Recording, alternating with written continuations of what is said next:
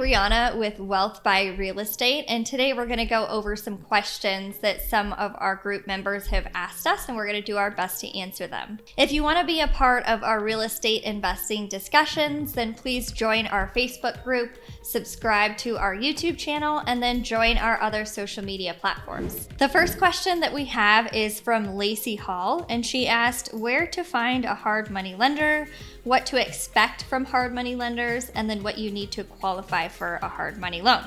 When we started off in fix and flipping, we found a couple hard money lenders just from posting in real estate investing Facebook groups, and then we got plenty of recommendations to start. Started off with about 10, and then I started calling each hard money lender and seeing what terms they provide and how they differentiated from each other in order to figure out what was the best fit for us. What to expect from a hard money lender. Now, the difference between hard money lending and conventional lending is that hard money lends on both the purchase and the fix up of the property, and that's why it's so important to use in a fix and flip property, because most people don't have the funds to put the down payment and then also to cover the full rehab value. So the hard money is, again, a short-term loan, usually 6 months to 1 year long. So a hard money lender is going to usually finance anywhere from 80 to 90% of the purchase and the rehab cost. If you're putting down more money and they're only financing, let's say 80%, which is what we usually do, you're going to find that your interest rates are going to be a little bit lower, which is why we like to do that. But if you're financing, let's say 90%, then your interest rates are going to be a little bit higher. An industry standard is usually 2 points up front and 10% interest. So you'll see some hard money lenders charging a little bit more, some charging a little bit less, and that's why you want to do your due diligence on which hard money lender to go with. What do you need to qualify for the hard money loan? So it's very different from a conventional loan because they don't focus so much on your credit scores and your annual income. They don't do as much due diligence, but what hard money lenders usually want to see is just 2 years of your tax returns, and then they're more concerned with your liquidity on hand. So they want to be able to see that if your project was going to go longer than anticipated, they, let's say, have a loan for you for 6 months, but what happens if that project ends up taking 8 months or a year? They want to see that you have the liquidity to finance those interest payments and potential cost overruns. So in order to get approved, they like to see usually 2 years of your tax returns and also what liquidity you have on hand. And what do you need to qualify for a hard money loan? Most hard money lenders are going to require 1 to 2 years of your tax returns, and then they will also like to see that you have some sort of additional liquidity in addition to your down payment on the loan. The reason being is because they want to know that if there were any cost overruns on your project that isn't being financed, or if you have any delays, let's say you anticipate the project to take 4 months and it ends up taking 8 months, they want to see that you have the additional liquidity to be able to float those additional months of holding costs. The next question is from Kristen Swanson, and she said, "Hey guys, what is the best low-risk way to make my equity work for me?" Well, I would say a low-risk way is by doing a cash-out refinance. Let's say you have $500,000 of equity in your home and you do a cash-out refinance to 75 to 80% loan to value. You can use that additional cash to then purchase another long-term investment. Another way that you could use your equity is with a HELOC, but you want to line up a HELOC with a short-term investment like a fix and flip, which is more risky. So that's why I'm focusing more on the cash out refi. But one thing to note is if you are getting a cash out refinance with interest rates where they are right now, which is about 5%, and it could be a little bit higher doing a cash out refinance, let's say 5.5%, you're going to want to make sure that whatever you reinvest your money into, that you're going to get a much greater return. So for instance, a long-term rental, we personally will only buy a long-term rental if it has a capitalization rate or essentially return of at least 8%. That way I know I'm taking out that equity at 5% and then I'm getting an 8% return. So now I'm making at least 3% on that. In addition to that, you're going to be making long-term equity on that additional investment. So you're going to be making at least 3% on your return annually, but then you're also going to be gaining a lot more equity over time as that tenant pays down your mortgage for you. The next question is from Lil Mish, and it says, what are the key factors you look for when discovering a great Airbnb location? Well, first I look for areas around the country that are a destination location and that are also increasing in population, because I know that the occupancy rate is going to stay high or increase over time. Some great locations right now are plenty of cities throughout Florida, some areas in Alabama, North Carolina, South Carolina, some areas in Texas. So one place that we look for to determine the occupancy rate, which is an important factor of how many days a year your property is going to be booked, is we go onto AirDNA and then we look up the respective location that we are looking at purchasing in. Let's say we're looking in Charleston, South Carolina. You'll find that occupancy rates there are pretty high, sometimes in the high 70s or 80%, which is very high for an Airbnb. The next question is from Dallas Churro, and it says, hi, I'm a beginner with little to no extra income to make real estate investments. What do you recommend starting with?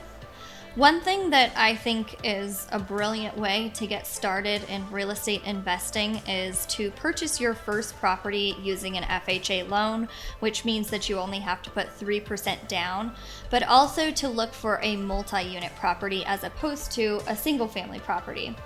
What I mean by that is, let's say you purchase a duplex property or even a triplex or quadruplex property. That means it has up to 4 units in that particular property. Obviously, it's going to be more expensive with more units that you buy. But for instance, let's say you start off buying a duplex and that duplex costs $600,000. You only have to put 3% down on that with an FHA loan, and then you can live in one side of the duplex and then rent the other side out. And usually that rent covers a majority, if not all, of your monthly mortgage. So now you've only put 3% down to buy a property and you're living almost mortgage free. This next question is from William Stokes, and he asked, how do you use your home's equity to grow your portfolio? As I mentioned before, there's 2 ways that you can tap into your home equity in order to reinvest it.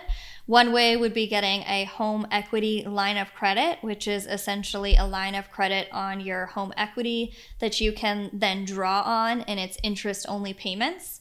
But one thing to note that's super important for this is that a home equity line of credit, or any line of credit for that matter, is a short-term loan. So you want to line it up with a short-term investment such as a fix and flip.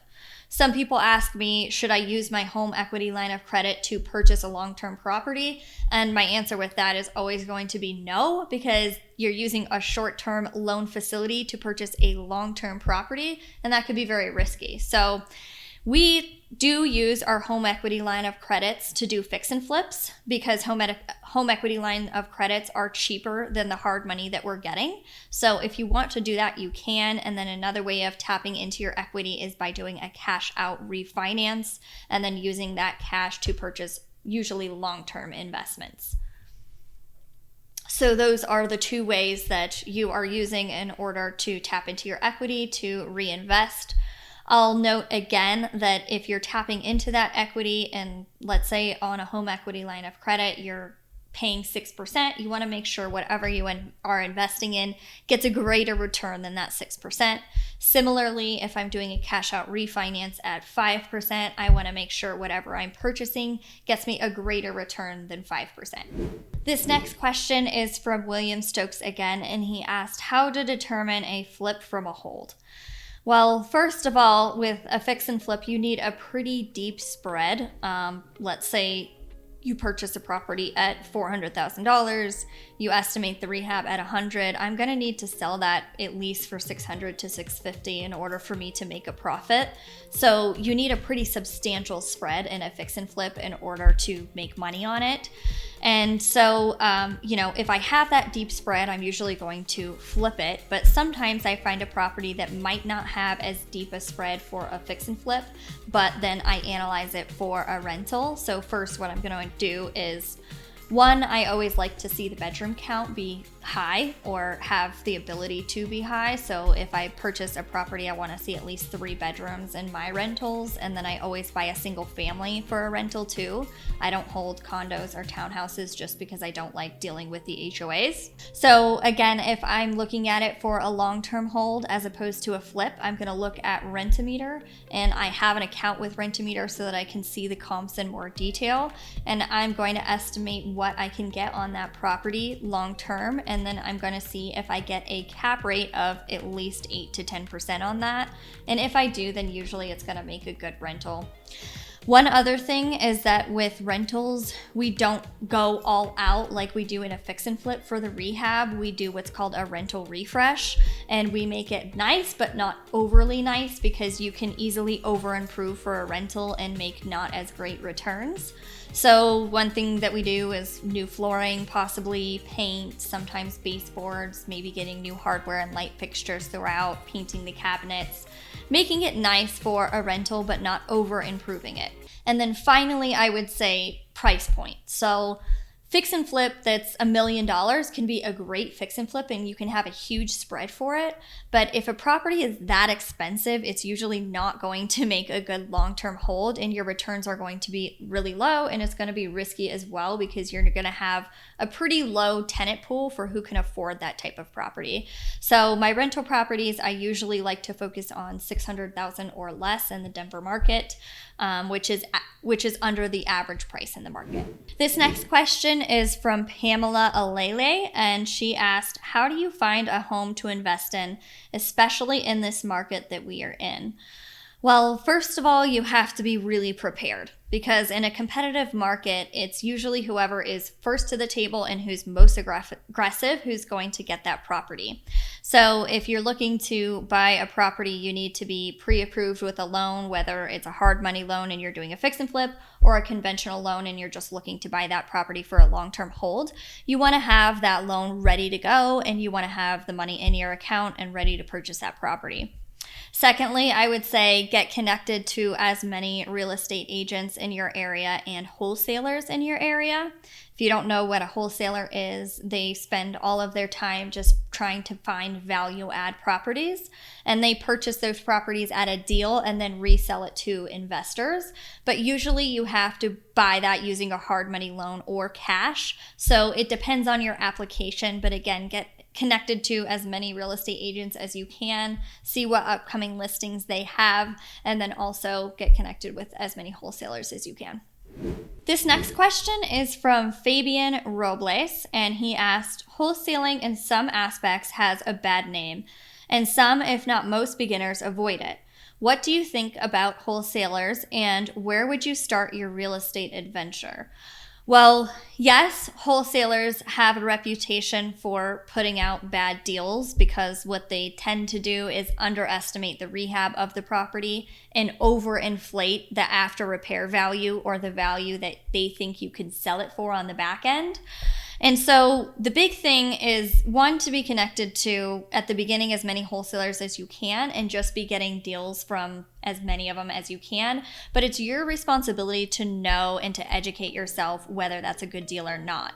So you need to have a good contractor by your side who's going to help you estimate those rehab costs. And let's say the wholesaler says, oh, this property only needs $60,000, and you walk it with your contractor, and your contractor says it needs $85,000, then you know that you need to put that into your own model. And then secondly, for the after repair value, if you're not a realtor yourself and you don't know how to properly comp properties to see what you can get on the back end, then you need to be connected to at least one good realtor that you trust, who can look up those comps for you and determine if their ARV is correct. So as long as you have both the rehab and the ARV number correct, and you can compare that to what the wholesaler is saying, you can determine pretty quickly if it's a good deal or not. And lastly, I would say try and make relationships with these wholesalers. So what we did when we first started off is I got a list of 20 wholesalers and I called each one of them and asked them if I could meet them in person.